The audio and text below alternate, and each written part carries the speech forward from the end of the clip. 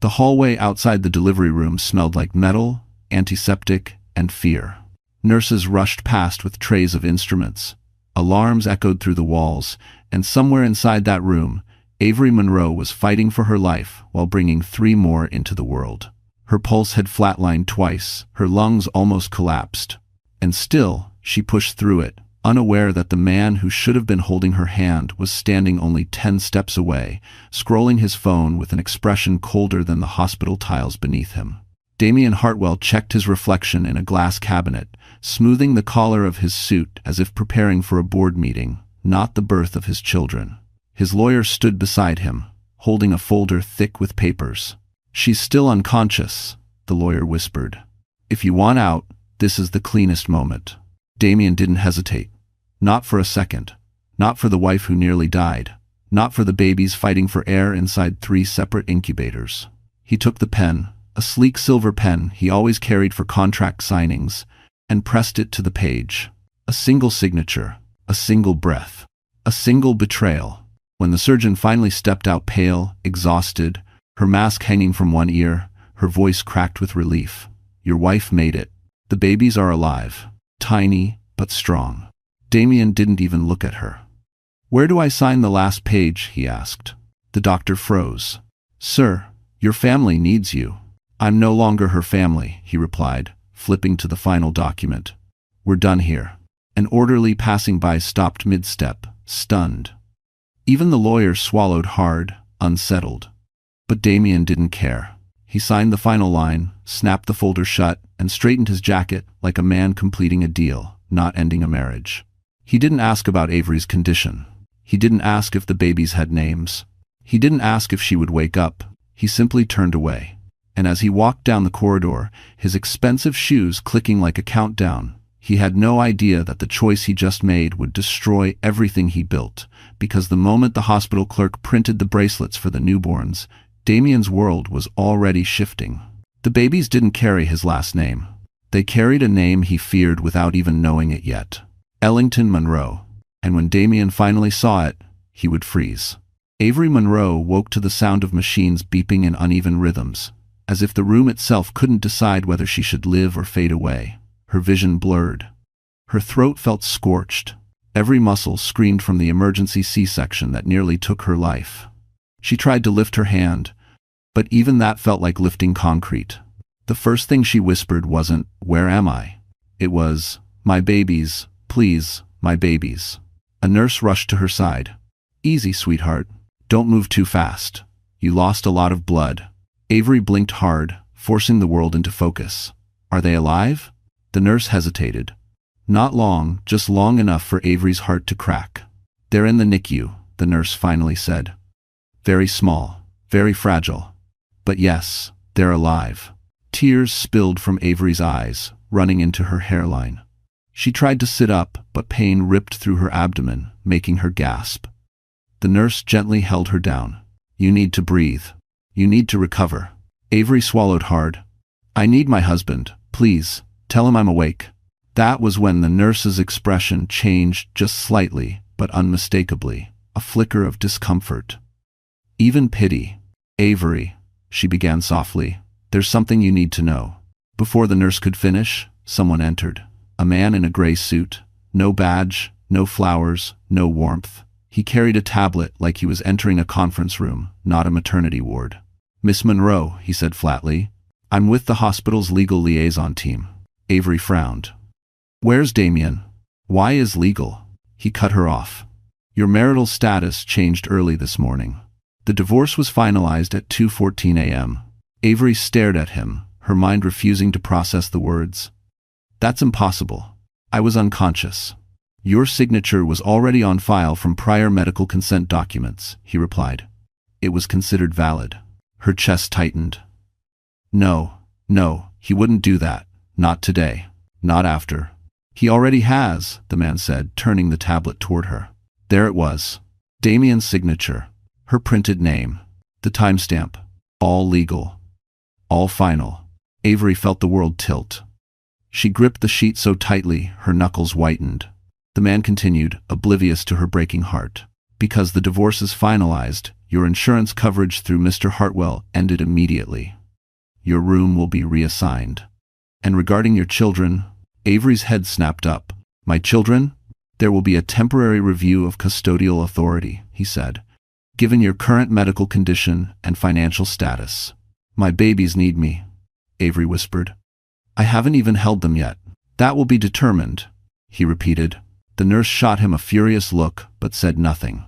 Within an hour, Avery was moved out of the private recovery suite Damien had booked months ago and wheeled into a cramped, windowless room on a different floor. Her belongings were placed in a plastic bag. Her pain medication was reduced. Her chart was flagged with financial reevaluation.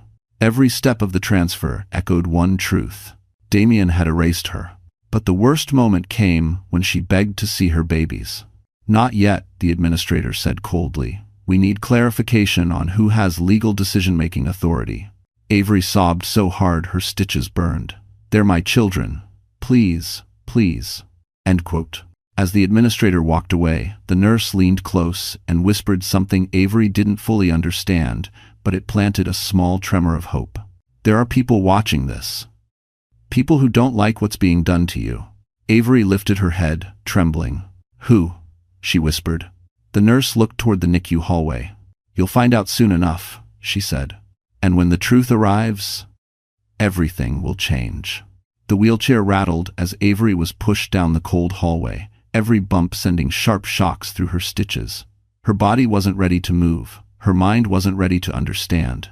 But the hospital had made its decision, and she was no longer a wife, just a patient with limited insurance and no advocate. Please slow down, Avery whispered, gripping the armrests as a wave of dizziness washed over her. The orderly didn't respond. He was following orders, not compassion. Avery stared at the floor, watching the tiles blur beneath her, each one pulling her farther away from the life she thought she had. They passed the NICU doors. She reached out, weakly, desperately. Can I see them? Just for a second, please. The orderly didn't stop. Her fingertips brushed the glass, leaving a faint smear. Please, she whispered again, voice cracking. A nurse inside looked up, saw her distress, and tried to come out, but a supervisor stepped into her path, blocking her. Rules were rules. Liability. Custodial review. Words that meant nothing beside the primal truth that 3 tiny babies needed their mother. Avery felt something inside her tear, not physically, but deeper, something no surgeon could mend. She had carried those children through every cramp, every fear, every sleepless night. She had nearly died bringing them into the world, and now a signature she never saw had stolen them away. When they reached the new room, a cramped space with peeling paint and a single flickering light, the orderly parked the wheelchair without looking at her. If you need anything, press the button, he said. Avery nodded numbly. Thank you. He left without another word. She tried to stand, but pain stabbed through her abdomen, forcing her back onto the thin mattress. The blanket smelled of bleach and age. Nothing like the soft linens Damien had insisted on during her prenatal visits. As she lay there, the truth hit her so hard, she almost gagged. Damien hadn't just abandoned her. He had planned this, prepared it, executed it. She fumbled for her phone, hands trembling. She dialed Damien's number, blocked. She tried again, blocked. She texted him anyway. Please, I need you. Our babies need you. The message didn't deliver. Avery covered her mouth to muffle the sob that escaped her. She curled onto her side, hugging herself, trying to hold her body together while everything else fell apart. Hours later, a cafeteria worker brought her a tray with cold soup and crackers. You're on a reduced plan now, she said apologetically. I'm sorry, it's policy. Avery nodded, unable to speak. She wasn't hungry. She was hollow. Night fell. Machines beeped distantly. Laughter from another room echoed down the hall, sharp and cruel in contrast to her silence. Then footsteps. Soft, hesitant. A knock. Avery wiped her face quickly. Come in, she whispered. The door opened just enough for a woman to step inside a nurse she thought she recognized from earlier. Her expression was conflicted, her eyes full of a sympathy she wasn't allowed to show in daylight. Miss Monroe, she said quietly, I shouldn't be here, but you need to know something. Avery blinked, trying to sit up. What is it? The nurse glanced over her shoulder, making sure no one was watching. "You're not alone in this," she whispered. "Someone has been asking about you. Someone important." Avery's breath caught. "Who?" The nurse stepped closer, lowering her voice. "He said, his name is Ellington." Avery froze. She didn't know anyone by that name. But whoever he was, he had just changed everything. The next morning arrived slowly, dripping into the room like cold water. Avery hadn't slept at all. Every time she closed her eyes, she heard the NICU alarms. Imagined one of her babies slipping away while she lay useless in this dim, forgotten room. Her body ached, her throat burned, and her heart felt like someone had reached inside and torn it in half. She stared at the door, replaying the nurse's whispered words again and again. Someone named Ellington. Someone important. Someone asking about her. It made no sense. She didn't know anyone powerful. She didn't even know anyone wealthy. She was a school teacher who clipped coupons and bought secondhand baby clothes. The only Ellington she had ever heard of was a name mentioned in financial news whenever some major acquisition happened. But that was a different universe, one Damien belonged to, not her. The door opened suddenly, making her flinch. Dr. Naomi Reed stepped inside, holding a chart. Unlike most staff, she didn't try to hide her frustration. "You look worse than yesterday," she said gently. "Pain levels? Manageable?" Avery lied. "I need to see my babies." Dr. Reed exhaled. "I've put in the request again. Administration is slow." "Because of the divorce?" Avery whispered. "Because of your ex-husband," Dr. Reed corrected sharply. "But this hospital doesn't belong to him, not anymore." Avery frowned. "What does that mean?" Before Dr. Reed could answer, there was a knock, firm, confident, out of place in the shabby corridor. Dr. Reed opened the door, then stiffened. A man stood there. Tall, clean-cut, dark coat, a presence that made the room feel suddenly small. "Miss Monroe?" he said. Avery's breath caught. "Yes?" He stepped inside, closing the door behind him, his gaze steady but not unkind.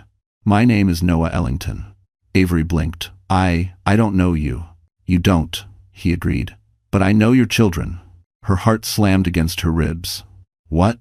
Noah took a seat at the foot of her bed, his expression calm and controlled, like someone used to handling crises without flinching. "I'm not here on behalf of the hospital. I'm here because of their names." Avery stared, confused. "Their last name," Noah continued, "Ellington Monroe." Avery's lips parted. "That's what my mother told me to write, years ago. She said it belonged to our family somehow." Noah nodded. "It does, and it's not a common name. In fact, there are only 2 branches of the Ellington family left in the Midwest. One of them is mine." He paused, letting the weight of it sink in. "And the moment the NICU registered those names, our internal legal department was alerted." Avery felt dizzy.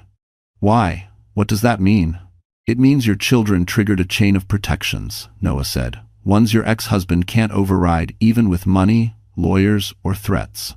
Avery gripped the blanket. "I don't understand. I didn't ask for anything." "I know," Noah replied gently, "which is exactly why I'm here. You're being cornered by someone who thinks you're alone." His voice softened. "But you're not." Avery's eyes burned with fresh tears. "Can you help me see my babies?" Noah didn't hesitate.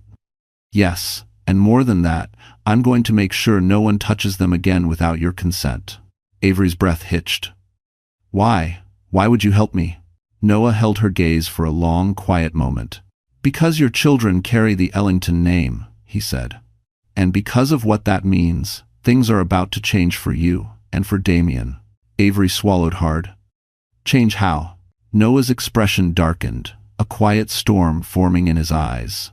"Let's just say," he murmured, "your ex-husband is about to realize the biggest mistake he has ever made."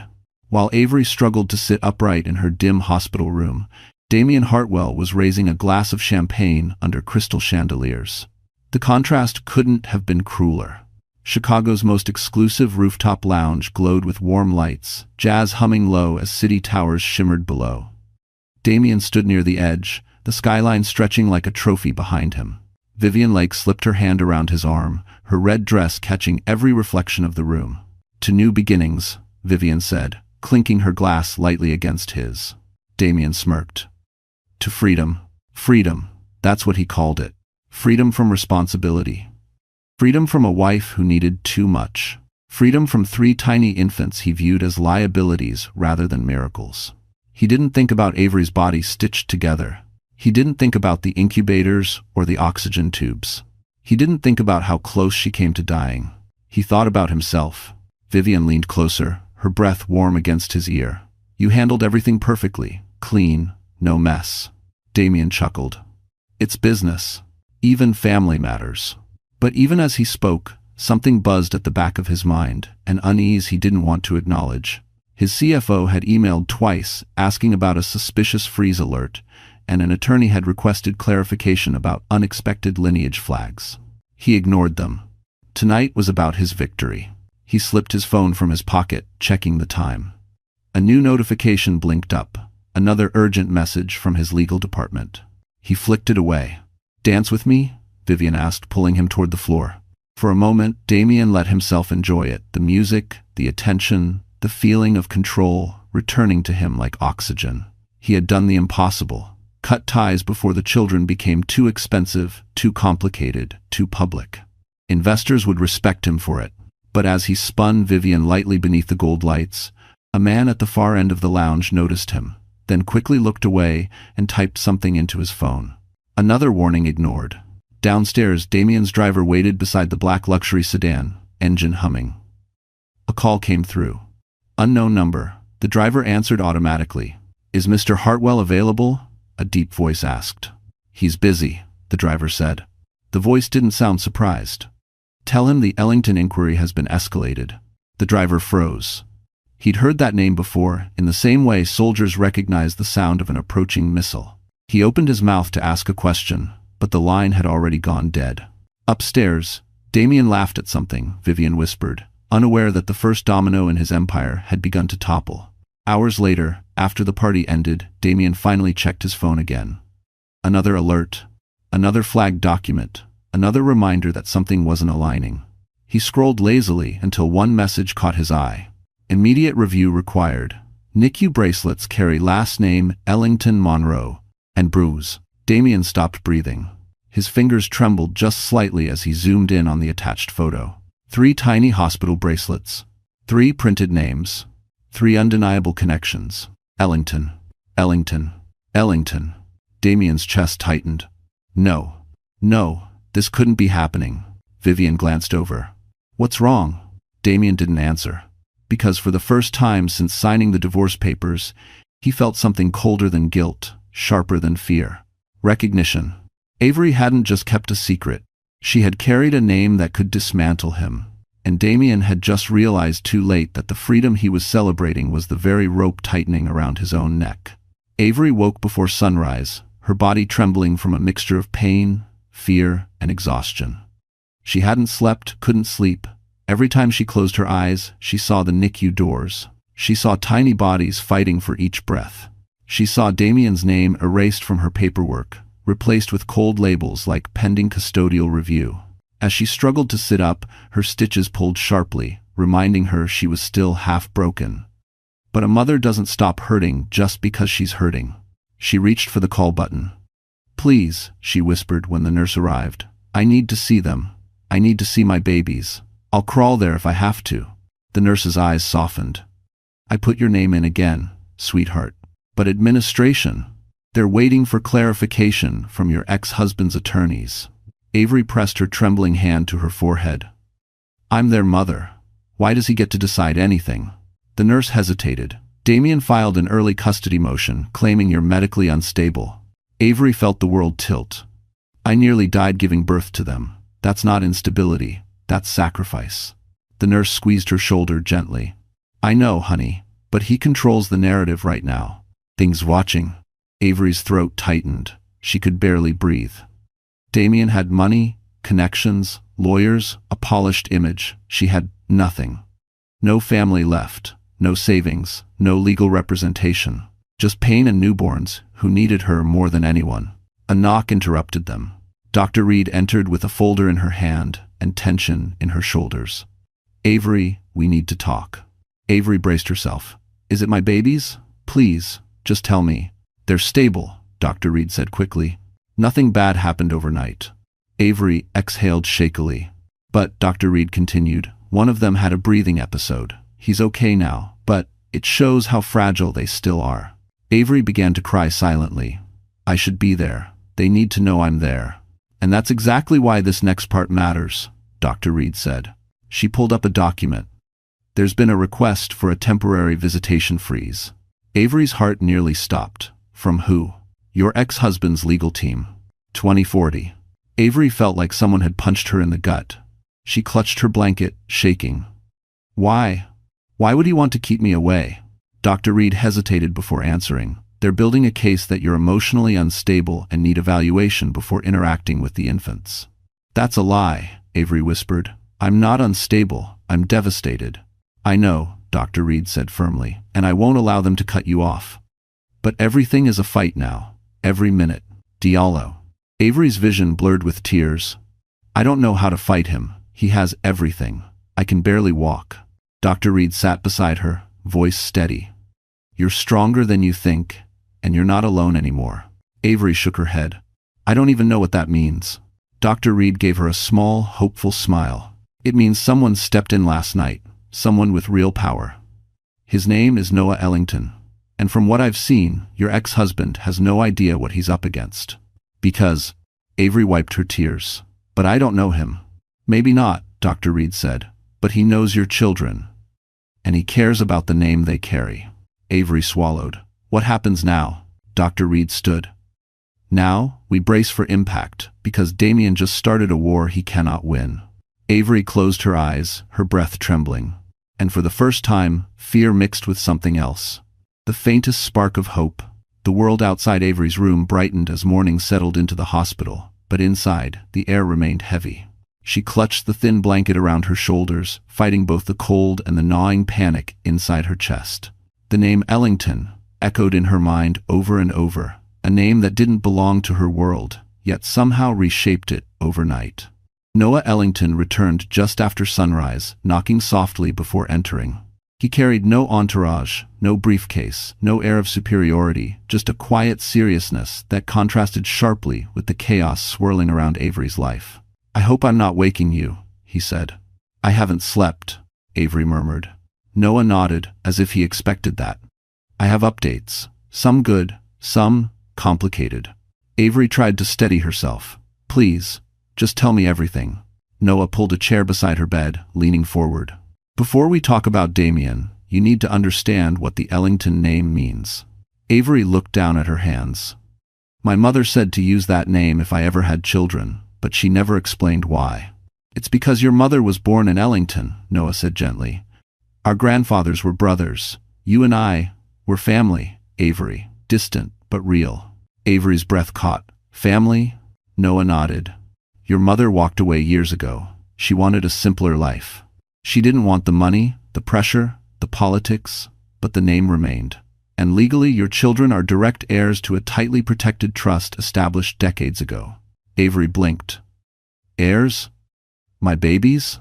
Yes. And because of that, when the NICU registered them, the system flagged their names. The trust has strict clauses. One of them is immediate intervention if any Ellington descendant is put at risk. Avery stared, stunned. So, that's why you came? In part, Noah paused. But also because the report mentioned something else. Custodial danger and potential interference from Damien Hartwell. Avery felt sick. He's trying to take them from me. And he filed falsified claims to do it, Noah said. Claims that will not withstand scrutiny. Avery pressed a shaking hand to her mouth. I didn't know any of this. I don't want money. I just want my babies. And that's why I believe you deserve protection, Noah replied. Not because of wealth, but because of what you've endured. Avery's voice cracked. Can you get me to them? Just let me see them. Touch them. Yes, Noah said without hesitation. But there's another thing you need to know first. Avery froze. What? The Ellington Trust has already begun an internal investigation. His expression hardened, and Damien's name came up more times than I expected. Avery's heart pounded. Why? What does he have to do with any of this? Noah exhaled slowly. He submitted paperwork claiming full custody rights to the trust rights that don't legally exist unless the mother is deemed unfit. Avery's blood turned cold. He's trying to steal my children, for money. For access, Noah corrected. Ellington assets are powerful leverage. Damien knows that. He thought you were alone. Vulnerable. Easy to erase. Avery shook, tears streaming silently. But he didn't know your children carry a name that carries weight, Noah said. And because of that, the trust has frozen all pending motions filed in Damien's name. He cannot proceed. Avery felt her breath return slow, trembling, but real. So, she whispered, what happens now? Noah stood, his expression resolute. Now, Avery, we take back everything he tried to take from you. He extended a hand. Starting with your right to hold your children. Avery's heart stuttered. For the first time since giving birth, she felt the faint warmth of a future she might actually survive. The walk to the NICU felt longer than the journey that brought Avery into motherhood. Noah moved slowly beside her, letting her lean on him when her legs trembled. Every step reminded her that her body was still torn, stitched, healing, but her heart pushed harder than her wounds held her back. Outside the NICU doors, the air was cold enough to sting. Nurses moved briskly inside, checking oxygen levels, adjusting monitors, whispering updates. The faint beeps echoed through the hall like tiny heartbeats calling to her. Avery gripped the wall. I'm scared. Noah looked at her gently. Being scared means you care, but they need you. And the trust has already cleared access. No one can stop you now. Avery swallowed hard. Damien might try. He can try, Noah said, voice steady. He won't succeed. Because... A nurse Avery recognized from the day before hurried over, her expression shining with relief. Miss Monroe, good news. You're approved for contact. All the restrictions have been lifted. Avery's knees buckled, and she covered her mouth as tears flooded her eyes. She nodded, unable to speak. Come, the nurse said softly. Let's meet your babies. Inside, the NICU was a world of quiet machines and glowing incubators. 3 tiny shapes lay under warm lights, each smaller than her forearm, wrapped in impossibly small blankets. Tubes assisted their lungs. Monitors tracked their fragile rhythms. Avery's breath shattered. They're so small, she whispered. They're fighters, the nurse said. Just like their mother. The nurse guided Avery to the first incubator. This little one, your daughter, she had a rougher night, but she's responding well now. Avery pressed her palm to the glass. Hi, little love, she choked out. Mommy's here. Her baby's fingers twitched, and Avery sobbed. Are you ready? The nurse asked gently. We can do skin-to-skin contact. Avery froze, fear mixing with longing. Can I really hold her? You need to, the nurse said. She needs to feel you. With trembling hands, Avery lowered herself into a cushioned chair. The nurse carefully lifted the tiny infant, swaddled in warm cloth, and placed her onto Avery's chest. The moment the baby touched her skin, Avery gasped. It felt like her heart lit up from the inside. The baby's ragged breath steadied. Her tiny fingers curled instinctively against Avery's chest. As if she had been waiting for this moment, the sound, the warmth, the heartbeat she recognized before she ever opened her eyes. Avery wept openly. Not the desperate sobs from before. These tears were different. They were healing, life-giving, powerful. I'm here, Avery whispered, kissing the soft fuzz on her daughter's head. I'm not going anywhere. Noah stepped back, giving her privacy, but he couldn't look away. Something in him clenched, protective, fierce, unspoken. He'd seen boardrooms, disasters, lawsuits. He'd never seen anything as brave as a mother holding her fragile child after losing everything. After a long, quiet stretch, the nurse approached. Would you like to meet your sons now? Avery nodded, wiping her face. All of them. I want to hold all of them. And she did. One by one, each tiny life rested against her chest. Each one calming under her touch. Each one claiming her. Hours passed like minutes. But the peace didn't last. As Avery was being wheeled back to her room, a hospital administrator rushed down the hallway, face pale, breath sharp. Miss Monroe, he said, stopping them. You need to know. Damien Hartwell, he just filed an emergency petition. Avery's heart dropped. For what? The administrator swallowed. To suspend all maternal visitation. Avery clutched the armrests, her voice breaking. He wants to take your babies. Avery felt the room spin as the administrator's words sank in. For a moment, she couldn't breathe. The hallway blurred. The sterile smell of disinfectant stung her lungs. The pain in her abdomen flared so violently she nearly doubled over. "He wants to suspend all maternal visitation," the man repeated, softer this time, as if volume could soften the cruelty. "No," Avery whispered. "No, he can't do this." Noah stepped forward, positioning himself between her and the administrator. "On what grounds did he file?" The man swallowed. "Claims of emotional instability, unresolved trauma, risk to infant welfare." He submitted statements from 2 staff members. Avery froze. "Which staff members?" The administrator avoided her eyes. "Anonymous declarations." Avery's hands trembled. She knew exactly who would have signed them. Damien had always been able to manipulate people who wanted to be on the winning side. "This is illegal," Noah said sharply. "He's weaponizing false testimony." The administrator nodded helplessly. "I know, but once an emergency petition is filed, the court must review it, which means visitation halts until a judge rules." Avery grabbed Noah's arm, needing something solid. "How long?" "The babies need me." "How long?" "Hours," the administrator said. "Maybe a day. For newborns fighting for each breath, a day was a lifetime." Avery's chest fractured in real time. "He's trying to erase me," she whispered. "He already took my marriage. Now he wants the only thing I have left." Noah crouched beside her wheelchair, meeting her eyes. "He will not win." Avery shook her head. "You don't understand. Damien always wins. He manipulates, he pressures, he threatens people listen to him. They're afraid of him." "No," Noah said calmly. "They're afraid of who they think he is. But they've never met who stands behind you." Avery stared at him, confused. "Who stands behind me?" Noah didn't answer with words. He pulled out his phone, typed something quickly, then placed a short call. "This is Noah Ellington. I need full disclosure on Hartwell's filings, and I want the board notified. Move the meeting to this afternoon." A pause. "Yes, all 10 members." He hung up and looked at Avery. "Damien thinks he's fighting you alone," Noah said. "He thinks the world sees you as weak." His voice deepened.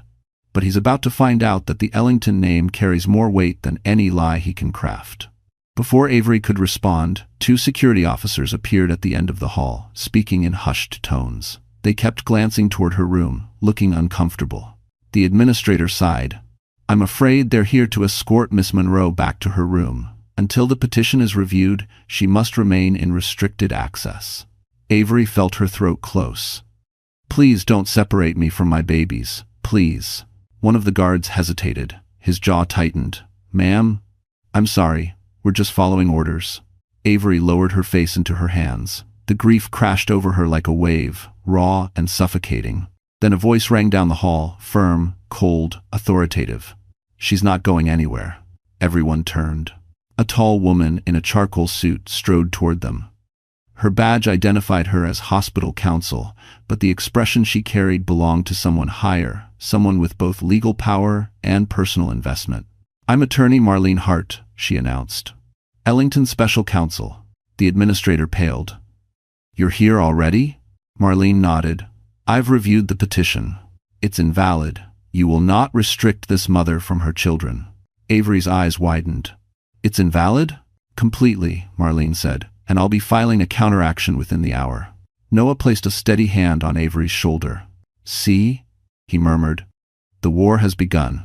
And for the first time, Avery wasn't the one fighting alone. The hospital conference room felt colder than the corridors outside. Fluorescent lights buzzed overhead, flickering like a warning. Avery sat in her wheelchair, hands clasped so tightly her knuckles had turned white. Noah stood beside her, calm but sharp-eyed, his posture radiating authority. Attorney Marlene Hart paced slowly, reviewing a stack of documents thicker than a medical textbook. Across the table sat the hospital administrator, flanked by 2 risk managers who avoided Avery's gaze like she was a threat, not a mother. "We are here to discuss, Mr. Damien Hartwell's emergency petition," Marlene began, her tone clipped, professional, deadly. "Let's begin with your justification for accepting a filing based on anonymous testimonies." The administrator cleared his throat. "Our system requires us to take any emergency filing seriously, regardless of source." "Anonymous is not a source," Marlene snapped. "That's gossip with a signature block." Avery flinched, but Noah leaned down and whispered, "You're okay. We've got this." It for his nest. The administrator shuffled nervously. We were acting under family court protocol. No, Marlene cut in. You were acting under pressure from a powerful donor. Do you deny that Damien Hartwell has contributed more than $2 million to this hospital over the last 4 years? Silence. The risk managers stiffened. Avery felt a wave of nausea roll through her. So that was it. Money, influence, favors. Damien had paid for the power to erase her. Marlene continued, voice slicing through the quiet. Furthermore, you allowed a petition claiming emotional instability when your own attending physician cleared Miss Monroe as stable and capable. Explain that contradiction. The administrator swallowed. We were considering the complexity of her medical recovery. Then let me simplify it, Marlene said. Miss Monroe nearly died giving birth to premature triplets. Instead of support, you punished her. You downgraded her room, limited her access, and accepted fraudulent claims. Avery looked down, blinking rapidly to keep tears from spilling. Marlene pulled a paper from her folder and slid it forward. This is the psychological evaluation Miss Monroe underwent this morning. Voluntarily. To resolve any doubts. The administrator picked it up. His brows rose as he read. It says she is mentally sound, emotionally resilient, and capable of parenting 3 medically fragile newborns. Yes, Marlene finished. So, the administrator said slowly, it means, Noah said, stepping forward. Damien's petition is dead. Avery inhaled sharply, hope flickering alive in her chest. But Marlene wasn't done. Additionally, she said, pulling out another document, we are formally filing a complaint against Mr. Hartwell for fraudulent claims, medical interference, and attempted custodial manipulation. Bythered, present. The risk managers froze. The administrator's eyes widened. You're filing against him? Personally? Yes, Marlene said. The Ellington Trust is filing. Everything stopped. The administrator leaned back, face draining of color. The Ellington Trust? As in? Yes, Noah said calmly. As in the entity that owns 18% of this hospital's research division. Avery snapped her head toward Noah. She hadn't known that. She hadn't known they held that much power. The room changed instantly. The risk managers straightened. The administrator sat upright. And every one of them suddenly looked at Avery not as a patient, but as someone with real standing. Marlene folded her hands. Effective immediately, Miss Monroe's visitation is restored. Full access, no limitations. Avery gasped, covering her mouth. And another thing, Marlene added, Damien Hartwell is now flagged as a potential legal threat. His access to the NICU will be temporarily suspended. Avery's breath hitched. He can't see the babies? Not for now, Marlene said. Not until the investigation concludes. The administrator nodded slowly. We'll enforce it. Avery stared at Noah, tears filling her eyes. Why? She whispered. Why are you doing all this for me? Noah's voice softened. Because you're family. And because Damien picked the wrong woman to break. Damien Hartwell stormed into his penthouse office, shoving the door so hard it slammed against the wall. The city skyline glittered behind him, Chicago's towers glowing with confidence he no longer felt. He ripped off his jacket, tossed it onto the sofa, and marched toward his desk like a man preparing for battle. His phone buzzed non-stop. Emails, missed calls, legal alerts. He ignored them until one subject line froze him mid-step. Notice of investigation. Ellington Trust. Damien's blood turned cold. No, impossible. The Ellington Trust dealt with billion-dollar portfolios, national infrastructure, political campaigns. They didn't get involved in petty family disputes. Unless those disputes involved something, or someone, they claimed. Damien clicked the email. The message was short. This office acknowledges receipt of your custodial petition. All filings submitted by you in relation to the Monroe infants are now under review for fraudulent intent. You are instructed to cease any direct or indirect influence over the hospital or its staff.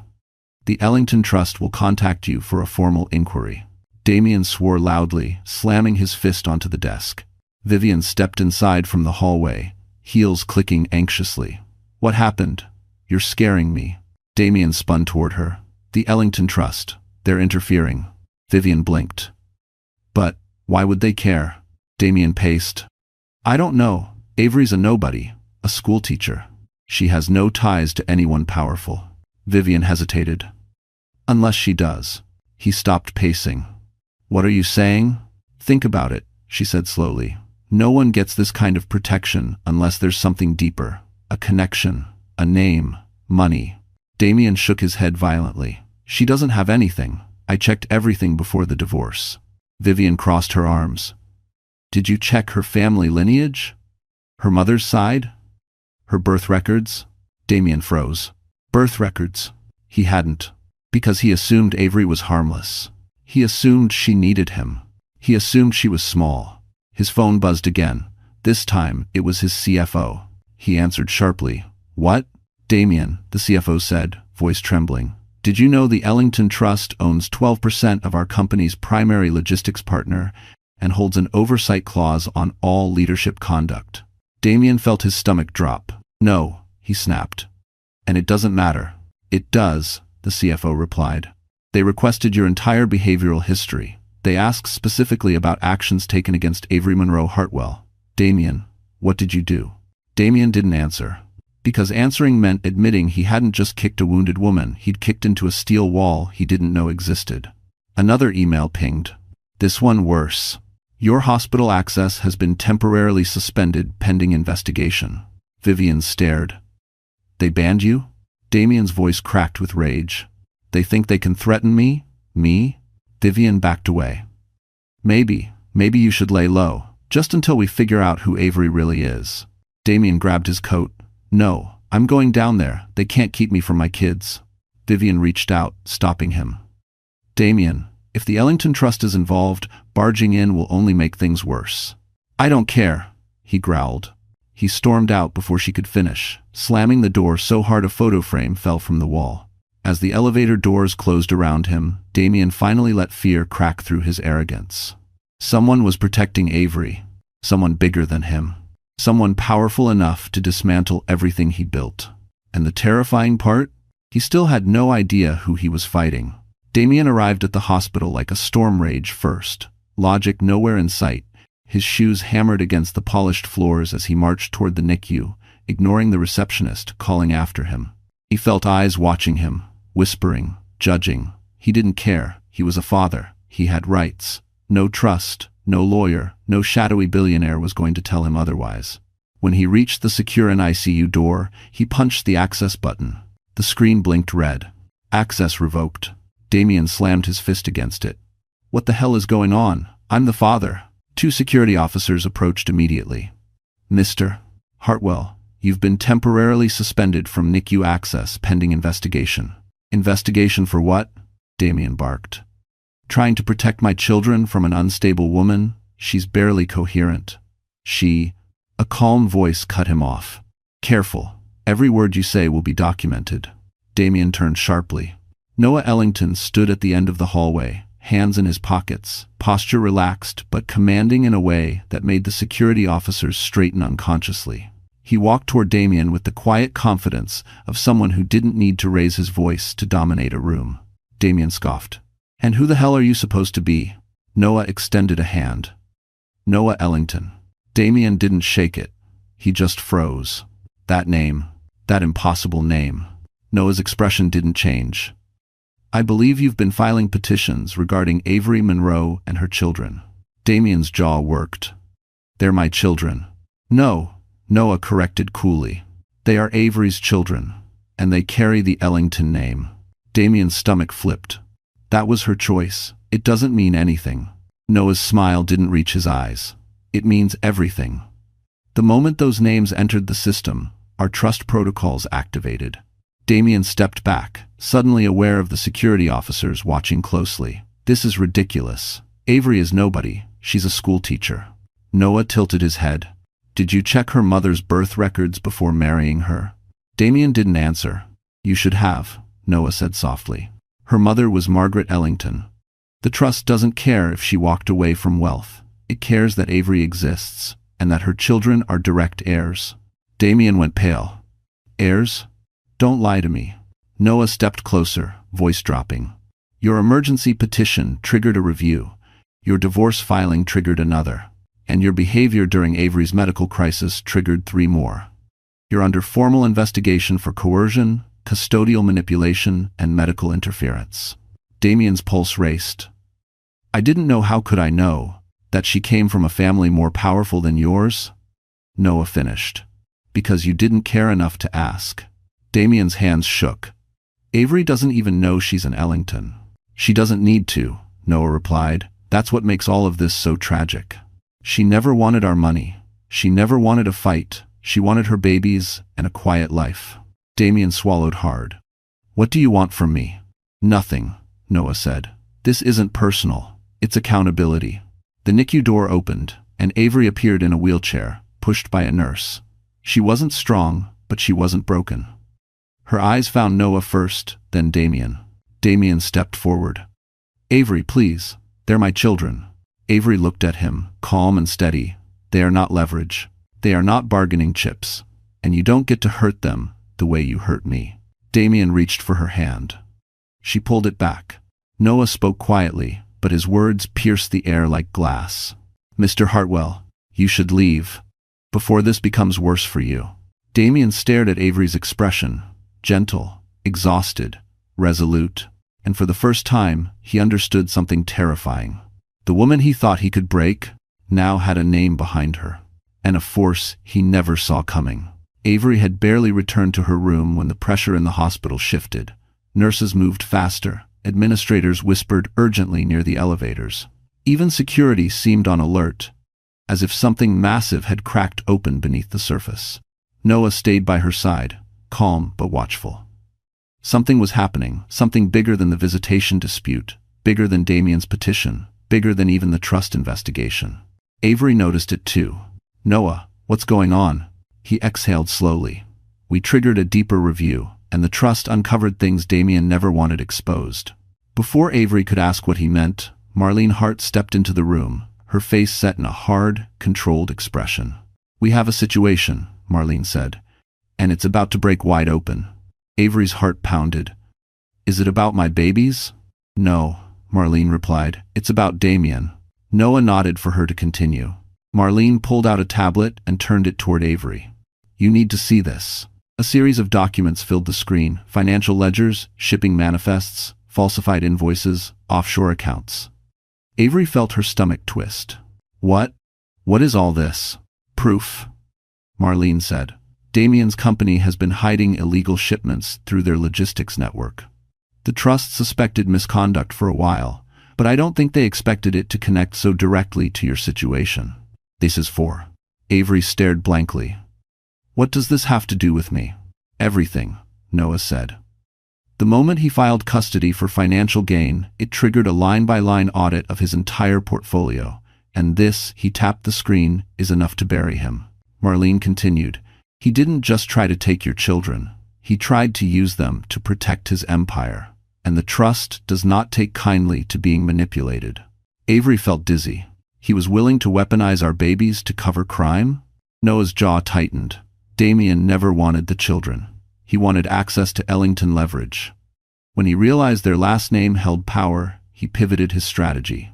Avery covered her mouth, horrified. This is worse than I imagined. It gets worse, Marlene said. Vivian Lake submitted an anonymous declaration against you. She helped file the emotional instability claim. Avery felt heat rush to her face, anger, betrayal, disbelief. Vivian? She doesn't even know me. She didn't have to, Marlene replied coldly. She just needed the right incentive. A knock interrupted them.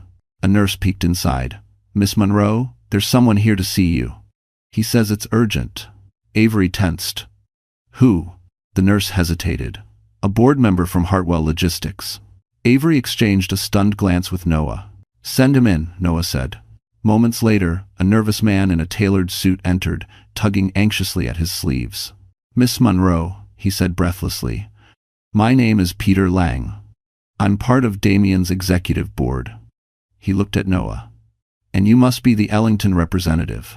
Get to the point, Noah said icily. Peter swallowed hard. The board had no idea what Damien was doing. And now that the Ellington Trust is involved, the shareholders are in panic. Damien tried to convince us that you were a threat, that your children were a liability. Avery stared at him, stunned. We're newborns. How could we be a threat? Peter's voice cracked. Because you carry a name that terrifies him. Avery went still. Peter took a shaky breath. We are prepared to testify on your behalf. Damien coerced staff, manipulated legal channels, and used hospital leverage to isolate you. We have emails, we have call logs, we have everything. Again. Avery felt her heart thud against her ribs. Why come forward now? She asked quietly. Peter's answer was simple. Because Damien can't protect us anymore. He lowered his gaze. And because I'm afraid of what the Ellingtons will do if we stay silent. Noah didn't deny it. Avery exhaled shakily, her voice trembling. What happens next? Marlene stepped forward. Next, she said, we turn Damien's empire into rubble. End quote. The storm outside the hospital mirrored the chaos swelling inside its walls. Thunder rolled across the Chicago skyline, rattling the windows as if the world itself sensed a reckoning coming. Avery sat upright in bed, hands trembling not from weakness but from the weight of everything unraveling. Peter Lang's confession replayed in her mind like a film with no pause button. Damien hadn't just abandoned her. He hadn't just tried to steal their children. He had built an empire on lies and used her as collateral. Noah stood beside the window, speaking quietly into his phone. His voice was low, controlled, but the tension in his shoulders told Avery everything. The Ellington Trust was moving faster than expected. Marlene reviewed documents across the room, her fingers flying across the screen as she compiled statements, timestamps, and every shred of evidence necessary to crush Damien's petitions.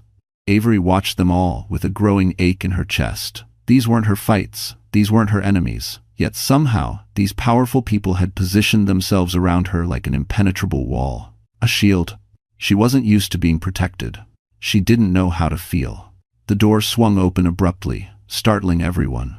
A woman stepped inside, tall, stunning, perfectly put together in a designer coat soaked from the rain. Makeup smeared from tears, eyes wide with panic. Vivian Lake. Avery stiffened. Noah's posture changed instantly, sharpening like a blade. Marlene stood slowly, a predator sensing weakness. Vivian held up her hands. Please, don't call security. I'm not here to cause trouble. Avery could barely speak.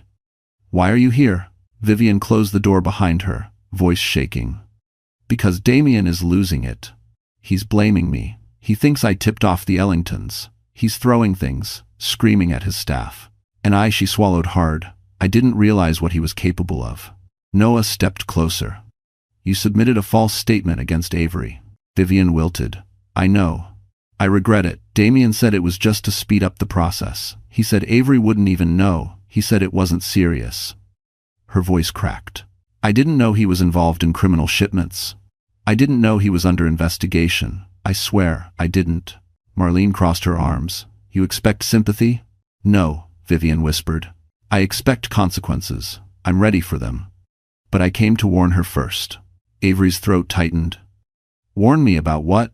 Vivian hesitated, then spoke the words like a confession she'd been holding back for years. Damien's planning to flee. The room froze. Vivian continued, her voice trembling. He said if the Ellington Trust keeps digging, he'll disappear. He's trying to withdraw money from offshore accounts right now. And he plans to take the babies, use them as bargaining chips to negotiate immunity with investors. Avery gasped. No, he can't touch them. He can try, Vivian whispered. And he will. He's desperate. Noah exchanged a loaded look with Marlene. This escalates things, Marlene said. We need to act immediately. Vivian stepped toward Avery slowly, cautiously. I know I hurt you. I know you hate me. But please, don't let him take those babies. Don't let him hurt them the way he hurt you. Avery stared into her tear-streaked face. Vivian wasn't lying. She was terrified, and guilt was eating her alive. Noah took Avery's hand gently. We won't let anything happen to them. You have my word. Avery nodded, though her voice shook. What do we do now? Marlene gathered the documents with swift precision. Now, she said, we move before Damien does. Lightning cracked outside. A storm was coming, and Avery was done running. The storm rolled over Chicago like a warning, thunder shaking the hospital windows as Avery's world shifted again, this time, not against her, but around her. Marlene and Noah moved with urgent precision, phone calls snapping through the room, documents firing across encrypted servers, senior Ellington advisors joining in from different cities. It felt like the air itself was tightening. And somewhere out there, Damien was scrambling. Avery could feel it. "Is he really capable of running with the babies?" she asked, voice trembling. Noah didn't sugarcoat it. "Yes, but he won't get the chance."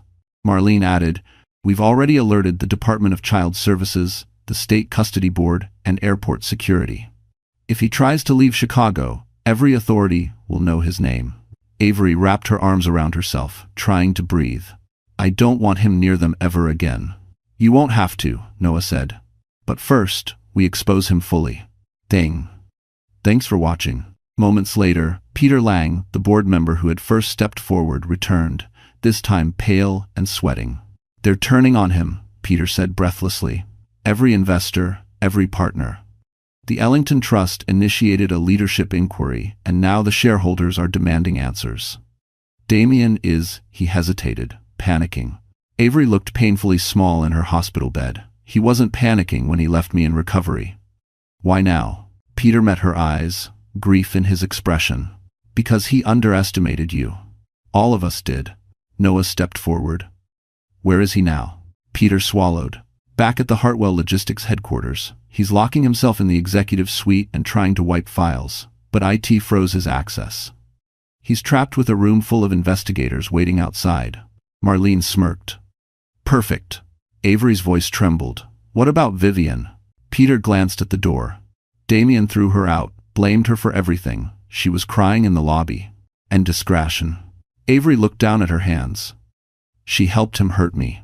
And she came here to admit it," Noah said quietly. "Not everyone who makes a mistake is loyal to the man they made it with." Avery didn't respond, but the words landed somewhere deep. Minutes passed before Marlene tapped her screen decisively. "It's time." "For what?" Avery asked. "For the call," Marlene replied. "The one that ends Damien's power." Noah pulled a chair beside Avery so she could hear the speaker. Marlene dialed into the emergency shareholder meeting. Voices filled the room, angry, clipped, panicked. Then Damien's voice boomed through the speaker. "This is a setup. I built this company." A board member cut him off. "Damien, sit down." "I will not sit down in my own." Another voice. "Security, keep him seated." A scuffle, a shout, papers rustling, Damien cursing. Then a cold voice, the chairwoman, spoke. "We have reviewed the charges: custodial manipulation, fraudulent filings, financial misconduct, and attempts to access Ellington assets illegally through an unrecognized familial connection. Effective immediately, you are removed as CEO of Hartwell Logistics." A hushed silence filled the room. Damien roared, "You can't do this. I am the company." "No," the chairwoman said. "You were the company. Now you're a liability. Security will escort you out." More struggling, more shouting. Then, Damien's voice cracked through the speaker, wild and furious. "This is because of her, that woman. Avery Monroe ruined me." Avery froze. Marlene muted the call. "He's done," Marlene said softly, "completely." Avery felt her breath return, slow, shaking, real. "What happens now?" she whispered. Noah touched her hand, gentle, steady. "Now," he said, "you rise."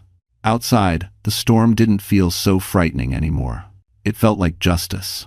The storm had quieted by the time Damien Hartwell stumbled out of his former headquarters, but inside him, chaos still raged like a wildfire. Rain clung to his suit jacket as if the sky itself refused to let him leave untouched.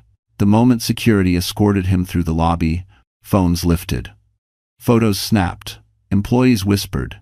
The mighty CEO, thrown out like a disgraced stranger. Humiliation burned hotter than fear. But fear came next. Fear of the Ellington Trust. Fear of criminal charges. Fear of losing everything he thought he controlled. Fear of the woman he once considered weak. He didn't know where else to go.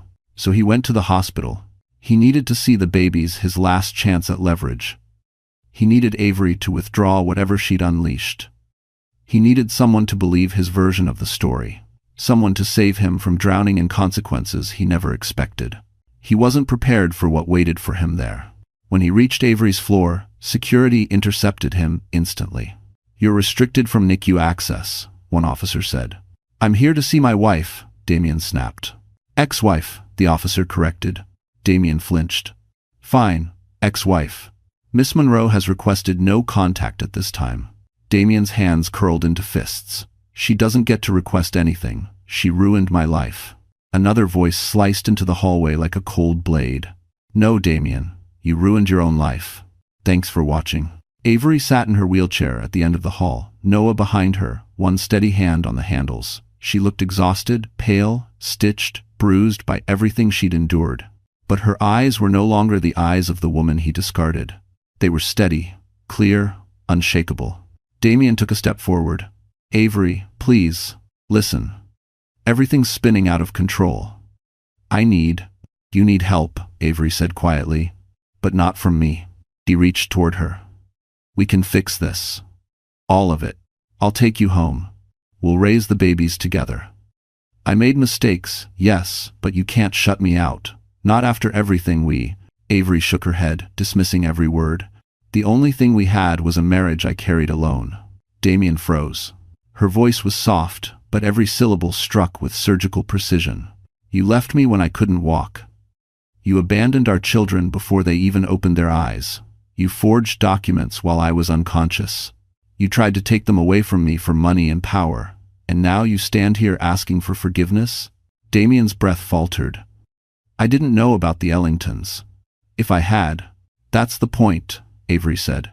"You only regret what you lost, not what you did." Noah stepped forward. "You need to leave, Damien." Damien ignored him.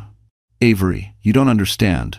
They're taking everything from me. My company, my position, my reputation.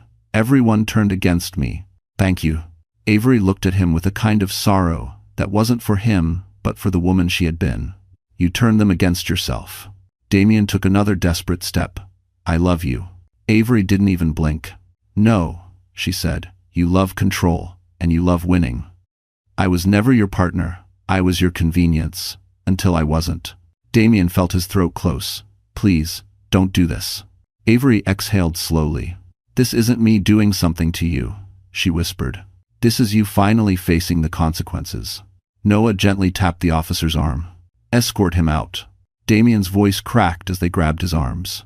Avery, don't do this. I can change, I can fix it, I can—" But Avery looked away.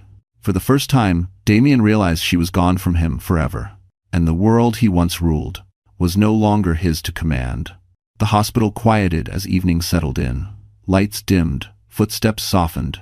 Machines hummed in a rhythm Avery had begun to recognize, steady, fragile, like her baby's breaths. But inside her room, silence carried weight, heavy enough to crush her, heavy enough to reshape her. Avery sat alone for the first time in hours. Noah had stepped out to take a call from the trust. Marlene was coordinating with legal. Nurses were changing shifts. Her babies slept in their warm incubators, unaware of the battle raging around them. And Avery finally allowed herself to feel everything she'd been holding back. She curled forward, pressing her forehead into her hands. The pain in her abdomen pulsed, but the ache in her chest eclipsed it. "How did it all become this?" she whispered. She hadn't planned on being strong. She hadn't planned on being brave. She hadn't planned on fighting a man who once promised to cherish her. She hadn't planned on carrying a name she didn't know held power. She had planned on being a mother, a wife, a quiet woman in a small house, with soft mornings and simple joys. But life had carved her into someone else. A knock sounded, soft, gentle. Avery wiped her eyes quickly. "Come in." It wasn't Noah. It was Vivian. She entered cautiously, hands clasped, eyes swollen from crying. Avery tensed, but she didn't look away. Vivian approached her bed slowly. "I know I'm the last person you want to see. I needed to say something." Avery's voice was thin. "What more is there to say?" Vivian swallowed. "I was wrong. I helped Damien because I thought he loved me. I thought he saw a future with me. I thought being on his side meant being protected." Her voice broke. "But he never loved anyone. Not you, not me, not even himself." Avery stared at her, unsure whether anger or pity should win. Vivian continued, tears sliding down her cheeks. "I didn't understand what he really was until I saw the way he looked when everything fell apart. He didn't fear jail, or losing his company, or losing me. She met Avery's eyes. He feared losing control of you. Avery felt her breath hitch. Why me? He never wanted me. He didn't want you, Vivian said softly. He wanted the version of you he could shape, bend, silence. You were his safety net, the one person he thought would never leave. Avery clenched her jaw. He left me when I was dying. And that, Vivian said, voice trembling, is why he's falling apart now. You weren't supposed to survive the storm he created. And definitely not rise from it. Silence stretched. Avery exhaled shakily. You helped him hurt me. Vivian nodded, shoulders shaking. And I will spend the rest of my life regretting it. If you want me to testify, if you want me to speak against him, if you want me to disappear, just tell me. I owe you that. Avery studied her, not the perfect hair, the flawless makeup, the expensive clothes, the brokenness, the regret. You can testify, Avery said quietly. Not for me, for my children. Vivian's eyes flooded anew. She nodded. I will. A soft knock sounded again. Noah entered, pausing when he saw Vivian, but continuing with gentle respect. Avery, he said, his tone warm, steady. The board has finalized the protective order. Damien cannot come within 5 miles of you or the babies. Avery closed her eyes as relief washed through her like a balm. When she opened them again, she whispered, Thank you, Noah. He stepped closer, voice soft. You're not alone anymore. Avery looked at both of them, Noah steady as stone, Vivian trembling but sincere, and for the first time, she believed it. The woman Damien tried to break had become someone he could no longer touch. The next morning arrived with an eerie calm, the kind that settles over a city right before something enormous breaks loose. Avery sat near the window in her wheelchair, sunlight warming her pale skin. For once, the pain in her body wasn't the first thing she noticed. It was the quiet, not the silence of fear, but the silence of a storm shifting direction. Noah entered the room with 2 coffees, one for himself, one for her. Even though she could barely drink more than a few sips, he handed it to her gently. You slept a little, he said. I think my body finally gave up resisting. Avery replied with a faint smile. Noah sat beside her. Today is going to be big. Avery tensed. For me or for Damien? For both, Noah said, but mostly for him. Before she could ask what he meant, Marlene strode in, her posture sharp enough to cut glass. She carried a folder and a tablet, her expression unreadable. It's time, Marlene said. Avery straightened. Time for what? Marlene tapped the tablet, turning the screen toward her. Avery's breath caught. It was a live stream. A courtroom feed. Damien Hartwell sat before a judge, flanked by attorneys who looked as though they wanted to dissolve into the floor. His hair was disheveled, his jaw shadowed with stubble, the polished CEO image shattered beyond repair. What is this? Avery whispered. The emergency custody review, Marlene said. The one Damien demanded. Avery frowned. But I thought they dismissed his petition. They did, Marlene said. But when his company collapsed, when the board ousted him, and when Vivian submitted her testimony, we filed for a counter-petition. Avery blinked. Against him? Against him, Marlene confirmed. For endangerment, manipulation, and medical interference. Avery's stomach twisted. Is that why they're live-streaming it? Noah nodded. It became a public hearing because of the corporate crimes tied to his actions. Investors pushed for transparency. Did I know? Avery watched the screen as the judge spoke. Mr. Hartwell, we have reviewed evidence from the Ellington Trust, the hospital's legal division, and witness statements from multiple board members. Damien looked like he was going to be sick. Furthermore, the judge continued, we have proof that you attempted to remove Miss Avery Monroe from her children's care through coercive and fraudulent actions. Damien's attorney leaned in, whispering furiously, but the judge raised a hand. No, I've heard enough. Avery's heart hammered in her chest. The judge took a deep breath. Effective immediately, Miss Avery Monroe is granted full and sole custody of the 3 minors. Mr. Hartwell is restricted from all visitation until further psychological evaluation and legal review. Avery gasped. Her hand flew to her mouth. Noah placed a steady hand on her shoulder. It's done, he said softly. But the judge wasn't finished. Additionally, Mr. Hartwell, you are barred from approaching Miss Monroe within 5 miles. Violating this order will result in immediate arrest. Damien erupted. This is insane. She is manipulating all of you.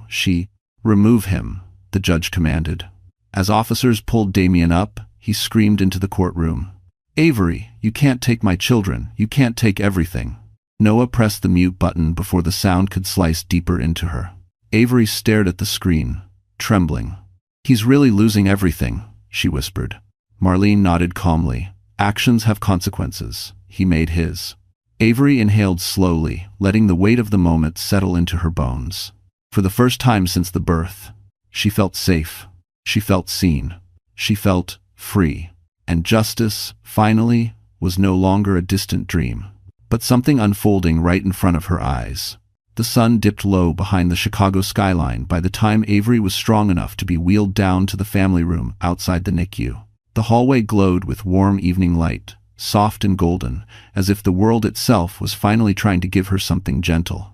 Inside the glass room, nurses smiled at her with something new in their eyes, not pity, not worry, but respect. They had seen her fight. They had seen her break and still rise. And now, they were seeing the beginning of her reclaiming her life. Noah held the door open as she entered. Take your time, he whispered. Avery nodded, her breath trembling but steady. 3 incubators sat side by side, each glowing softly under warming lights. Her babies, her miracles, slept peacefully. The monitors no longer felt like chains or warnings. They sounded like lullabies. Like hope. A nurse approached with gentle steps. Would you like to hold them together today? Avery gasped. Can I? You can, the nurse said, smiling. Now that the stress is reduced, we can try a triple bonding session. Tears blurred Avery's vision. She held out her arms, and one by one, they placed all 3 tiny bodies, her entire world, against her chest. Their warmth, their faint breaths, their little fingers curling instinctively, everything inside her cracked open and rebuilt itself in the same moment. I'm here, she whispered, crying softly. Mama's here, and no one is ever taking you away from me. Noah stepped back, watching the scene quietly. His throat tightened. He had known this woman for only days, but something about her resilience, her gentleness, her fire stirred something in him he hadn't felt in years. Strength. Grace. A quiet power wrapped in softness. Avery looked up at him.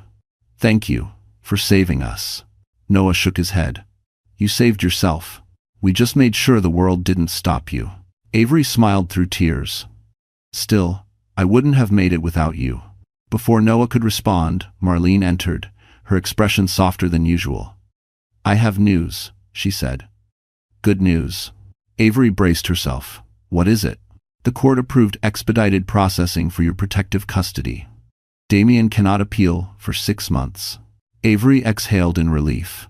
And, Marlene added, the Ellington Trust Board will be issuing a public statement recognizing your children as legal heirs. Discreetly but officially. Avery blinked. Heirs? Noah? I don't want money. Noah crouched beside her, voice warm and steady. It's not about money, it's about protection. The world treats Ellington heirs differently. Safer, cleaner. No one will ever try to use them again. Avery lowered her gaze to her babies. If it keeps them safe, then I accept. Experimentally do no. Noah smiled softly. You're stronger than you know, Avery. Suddenly, Vivian appeared hesitantly at the doorway. Can I come in? Avery looked at her for a long moment, really looked. Vivian wasn't the polished woman she'd seen in glossy clothes beside Damien. She was small, fragile, remorseful. Avery nodded once. Come. Vivian stepped closer, eyes softening as she saw Avery holding all 3 children. You're amazing. Avery gave a faint smile. They're amazing. I'm just trying to be worthy of them. Vivian swallowed. You already are. Silence settled, warm and full. Avery looked at Noah, at Marlene, at Vivian, and then down at her sleeping children. This was the first day she felt like the universe wasn't collapsing on her, but opening for her. A life she could build, a future she could believe in, a peace she could finally reach for. And for the first time, Avery stood tall in her heart. 6 weeks later, spring sunlight spilled across Chicago like a blessing. The air felt brighter, softer, warmer, almost as if the city itself knew a chapter had closed and another had begun. Avery stepped out of the hospital for the first time, with all 3 of her babies tucked safely in their carriers, their tiny breaths warm against her chest. She wasn't alone. Noah walked beside her, holding the diaper bags, making sure she didn't take a single step without steady ground beneath her. Nurses lined the entrance, waving goodbye like proud aunts. Even Marlene appeared, arms crossed but smiling in a way that softened her sharp edges. "You did it," Noah murmured. Avery looked around, overwhelmed. "We did it." Their car, a modest SUV, the Trust arranged for her, waited at the curb. Not flashy, not extravagant, just safe and reliable. Something she had never truly had before. As they loaded the babies inside, Marlene handed Avery an envelope. "Final court orders," she said. "Damien's rights remain suspended indefinitely, and after the financial crimes hearing this morning, he won't be in a position to challenge anything for a very, very long time." Avery swallowed. What happened to him? Marlene didn't sugarcoat it. Indictments, asset seizures. His board named a new CEO, and he's confined under monitoring until trial. He's not going anywhere near you again. Avery felt something loosen in her chest, not joy, not revenge, but release. She nodded. "Thank you. If you wanted Dak," Marlene squeezed her shoulder. "Take care of those babies. And yourself." When the car pulled away from the hospital, Avery looked out the window at the city rushing by. She remembered every moment she thought she wouldn't make it, every time she cried alone, every night she begged for strength. And now, she was going home with her children. She was free. She was alive. They drove to a quiet townhouse on a tree-lined street, a safe haven arranged by the Trust until Avery was ready to choose her permanent home. Flowers bloomed along the walkway. Wind chimes danced softly. It felt like a place where new beginnings waited on the porch. Inside, sunlight spilled across warm wooden floors. A crib set stood ready, soft blankets folded neatly, baby clothes organized by size and color. It felt surreal. "Noah," Avery whispered, overwhelmed. "This is too much." "Use 4. "It's not enough," Noah said, "but it's a start." There was a pause, long, gentle, meaningful. Avery looked at him, truly looked, and for the first time she didn't see a rescuer, or a powerful ally, or the man who changed everything. She saw someone who cared. Softly, she said, "You stayed through the worst part of my life." Noah stepped closer, voice warm. "And I'll stay through the best parts too, if you'll let me." Her breath hitched. Not from fear this time, from possibility. She smiled, a small, trembling, hopeful smile. "I'd like that." The babies stirred, cooing softly, as if approving the moment. Noah laughed gently. "Looks like we have an audience." Avery laughed too, the kind of laugh she hadn't felt in years. Light, free. She lifted her daughter and kissed her forehead. "We're safe now, sweetheart." Mama kept her promise. Outside, the world moved on. Inside, Avery began again. A woman rebuilt. A mother empowered. A family rising from the ashes. And for the first time since giving birth, Avery Monroe Ellington stepped into a life she truly deserved. All right, my wonderful friends, so that's it. Our story has finally come to a close. And if you're still here with me right now, listening all the way to the very end, then it means something in Avery's journey touched your heart. Maybe gently, maybe deeply, but it touched you. So let's take a breath together and look at what this story is really telling us. In life, we don't get to choose every storm, but we do get to choose who we become after it. Avery learned something powerful. Your worth is not defined by who walks away from you, but by what you survive in their absence. And that's a truth many of us forget. Marcus Aurelius once wrote, "If you are distressed by anything external, the pain is not due to the thing itself, but to your estimate of it." Avery didn't heal because life suddenly became easy. She healed because she shifted the way she saw herself. And maybe, just maybe, you needed to hear that today too. If her story reminded you of your strength, your courage, or your own quiet resilience, then don't leave this moment unchanged. Stay with us, grow with us, walk with us through more stories that speak to your heart. So my dear friends, if this journey moved you, even a little, like the video, share it with someone who needs hope today. And don't forget to subscribe so we can keep healing, learning, and rising together. You're not alone. You're stronger than you think, and your story isn't over yet.